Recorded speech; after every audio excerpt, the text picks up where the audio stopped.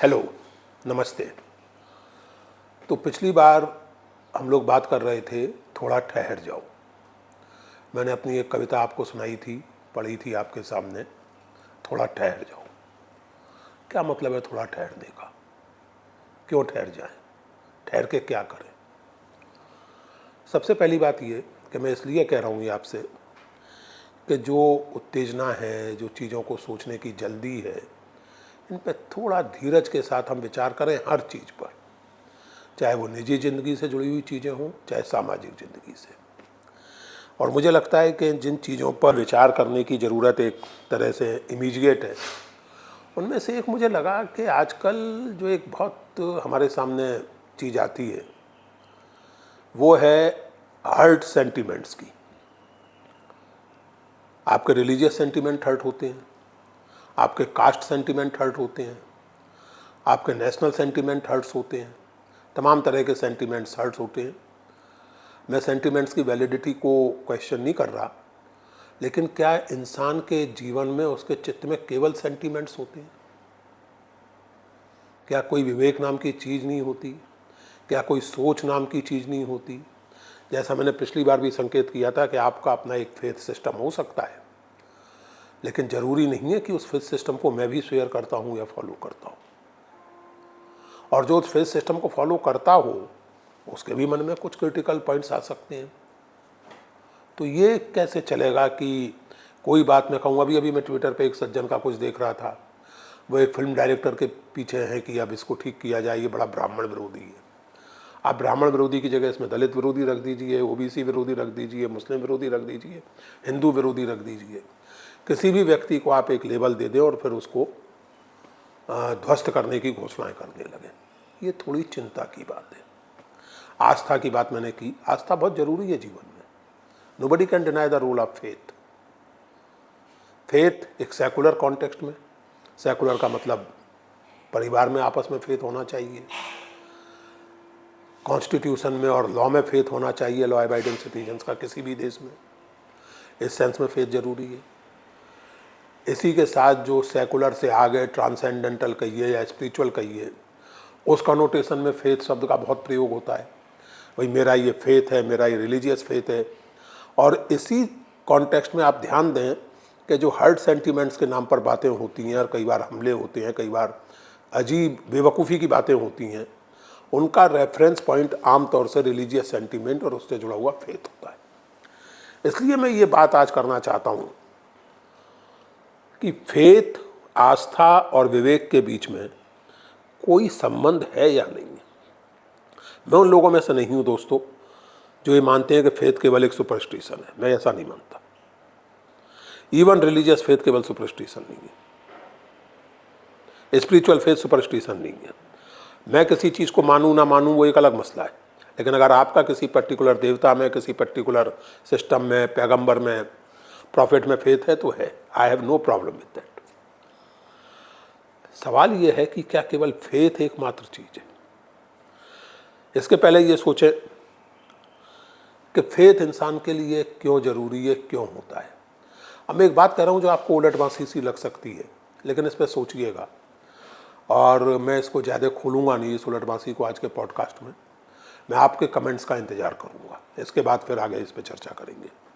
और ये उलटवासी सी लगने वाली बात यह है कि मनुष्य चूँकि जिज्ञासु प्राणी है, मनुष्य चूँकि चीज़ों पर संदेह करता है, शंका करता है, जानना चाहता है, जिज्ञासा करता है हर चीज़ के प्रति, मनुष्य चूँकि एक विवेकवान प्राणी है, इसीलिए उसे फेथ की ज़रूरत है।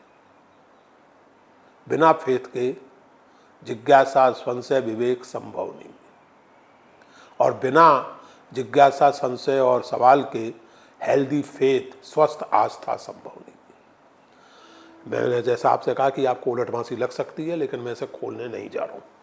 इस पर आप सोचिए कि मैं ये क्यों कह रहा हूँगा, क्यों आपको ऐसा लगता है कि ये बात सही है और क्यों ऐसा लगता है कि गलत है। इस पर हम आपकी टिप्पणियों के बाद बात करेंगे। फेथ प्रॉब्लमेटिक तब बनता है, फेथ जब तक व्यक्तिगत है तब तक किसी को क्या दिक्कत हो सकती है, और वो जिस व्यक्ति का कोई निजी फेथ है वो किसी को क्यों प्रॉब्लम पहुंचाएगा। फेथ प्रॉब्लमेटिक तब बनता है जब वो किसी सोशल आइडेंटिटी या किसी पॉलिटिकल प्रोजेक्ट से जुड़ जाता है। मेरी एक आइडेंटिटी है, रिलीजियस, कल्चरल, नेशनल, उससे जुड़ा हुआ मेरा फेथ है। इसलिए उस फेथ को कोई इंटेरोगेट करे तो मुझे लगता है कि मेरी आइडेंटिटी पर अटैक हो रहा है। मुझे लगता है कि मेरा एक पॉलिटिकल प्रोजेक्ट है, मेरे जाने अनजाने में उस पॉलिटिकल प्रोजेक्ट में खींच लिया गया हूँ, उस पर अटैक हो रहा है। इसलिए फेथ की बात आप देख लीजिए, आज हिंदुइज्म, इस्लाम, अमेरिका का जाहिर उदाहरण सामने है क्रिश्चियनिटी। अगर आप प्रेसिडेंट ट्रंप के विरुद्ध हैं तो you are not only anti American और un American, you are also anti Christ. अगर आप हिंदुस्तान में वर्तमान सरकार के विरोधी हैं तो you are not just anti BJP और एंटी नरेंद्र मोदी और एंटी रूलिंग पार्टी और whatever, you are anti Hindu. This is indeed a funny situation. आप एक पॉलिटिकल प्रोजेक्ट को, जो अपनी जगह सही गलत हो सकता है, उस पर बहस अलग से होनी चाहिए, हो सकती है, एक पॉलिटिकल प्रोजेक्ट को एक पूरे रिलीजियस फेथ के साथ जोड़ देते हैं और आप जुड़ जाने देते हैं। एक समस्या। दूसरी समस्या, फेथ के नाम पर आप नितांत जो आप, मैंने आपसे पिछली बार की बातचीत में एक बात कही थी दोस्तों, मैं उसे दोहराना चाहता हूं। हमारी समस्या यह है कि हम अपने रोजमर्रा के अनुभवों को अपने सोच से काट देते हैं। मैं मिसाल देता हूं आपको, यह भी आपको उलटबांसी सी लग सकती है। एक गुरुजी हैं, पहले यहाँ थे, अब आजकल कहीं विदेश चले गए हैं या कहीं उन्होंने अपना द्वीप खरीद के अपना देश वेश बना लिया है। उनका एक वीडियो शायद आपको अभी भी सोशल मीडिया पर मिल जाएगा, यूट्यूब पर वगैरह पर। वो गुरुजी अंग्रेजी में प्रवचन करते हैं। इसका मतलब यह है कि उनके सुनने वाले सब कोट अनकोट पढ़े लिखे लोग हैं। उसमें कुछ टेक्नोलॉजी के होंगे, कुछ मैनेजमेंट के होंगे, कुछ ह्यूमैनिटीज़ के होंगे, साइंस के होंगे। अब एक वीडियो में वो गुरुजी दावा कर रहे हैं कि चूँकि मैं अपना कुछ संध्या या कोई ऐसी विधि सूर्योदय के पहले करता हूँ और एक दिन मुझे देर हो गई तो मैंने सूरज को उदय होने से आधे घंटे के लिए रोक दिया। आप देख लीजिए उस दिन सनराइज आधे घंटे देर से हुआ है।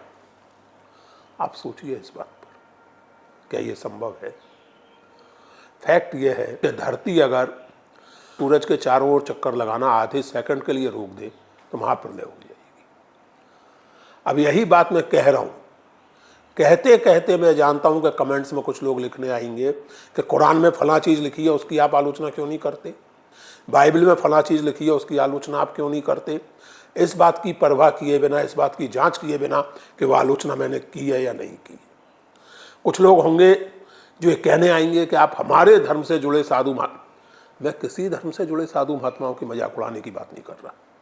आप खुद सोचिए कि आप अपने विवेक का मजाक उड़ा रहे हैं या नहीं, इस तरह की बातों पर विश्वास करके, ऐसी बातों को अनचैलेंज्ड जाने देकर। तो अब सवाल ये पैदा होता है कि जीवन में आस्था होनी चाहिए या नहीं? बिल्कुल होनी चाहिए। आपकी इच्छा है परमात्मा में आस्था रखने की तो वो भी रखिए, किसी विशेष धर्म में आस्था रखने की इच्छा है तो वो भी रखिए, आपकी मर्जी। आप हिंदू धर्म में, ईसाइयत में, इस्लाम में, बौद्ध धर्म में, जैन धर्म में, जिसमें आस्था रखना चाहे रखिए, उसकी मान्यताओं को मानिए, उसके जो परंपरा है, पौराणिकता है, उसको मानिए, लेकिन विवेक कहीं है या नहीं है। अब यहाँ मैं एक बात आपसे कहना चाहता हूँ, और ये बात आपको लग सकता है कि एकाएक मैं कहाँ पहुँच गया, लेकिन जो बात आगे कहूँगा उसके लिए ये कहना जरूरी है। विलियम वर्ड्सवर्थ की एक कविता है VR7। उस कविता में होता ये है कि कविता का जो नरेटर है, जो वाचक है, वो किसी गांव में जाता है और वहाँ एक छोटी बच्ची से मिलता है और उस छोटी बच्ची से वो पूछता है कि तुम कितने भाई बहन हो। Sisters and brothers little made, how many you may be, how many, 7 in all, she said, and wondering looked at me. मैंने पूछा कितने भाई बहन हो, उसने कहा कि 7। तो मैंने पूछा कि बताओ कैसे 7 भाई बहन हो, क्या है, कौन कौन है। तो उसने कहा कि 2 ये कर रहे हैं, 2 वो कर रहे हैं, या 2 माँ बाप की मदद कर रहे हैं, मैं हूँ, मेरा भाई है, और 2 वहाँ चर्च यार्ड में सो रहे हैं। चर्च यार्ड में सो रहे हैं का मतलब मर चुके हैं, कब्र में सो रहे हैं। तो मैंने कहा कि ये भाई कैसे, जब 2 वो मर चुके हैं तो तुम 5 रह गए ना, फिर तुम 7 कहाँ हो। फिर तो 5 हो। तो अब सुनिए, कविता का नरेटर कह रहा है, their graves are green, they may be seen, the little maid replied, 12 steps or more from my mother's door, and they are side by side. My stockings there I often knit, my kerchief there I hem, and thereupon the ground I sit and sing a song to them. And after sunset, sir, when it is light and fair, I take my little porringer and eat my supper there. यानी तरह तरह की बातें बता के वो लड़की कहती है कि नहीं नहीं वो तो हैं, साथ में जाती हूँ, मैं उनके साथ बैठ के खाती हूँ, वो मर गए फिर भी क्या है वो हैं. तो आखिर में सुनिए, but they are dead, those two are dead, their spirits are in heaven. It was throwing words away, for still the little maid would have her will and say, nay, we are 7. मैंने उस बच्ची को बहुत समझाया कि भाई अब वो तो गुजर गए, उनकी आत्माएं तो स्वर्ग में हैं, लेकिन उस पर कोई असर नहीं पड़ा. उसने कहा कि नहीं, हम तो 7 हैं. वर्ड्सवर्थ की ये मार्मिक कविता आपको सुनाने के पीछे कारण ये था कि मैं एक घटना आपके सामने रखना चाहता हूँ. नवंबर 1936 में गांधी जी से मिलने ईसाई विद्वानों का एक दल अमेरिका से आया और उनसे बातचीत हुई नहीं सब मसलों पर.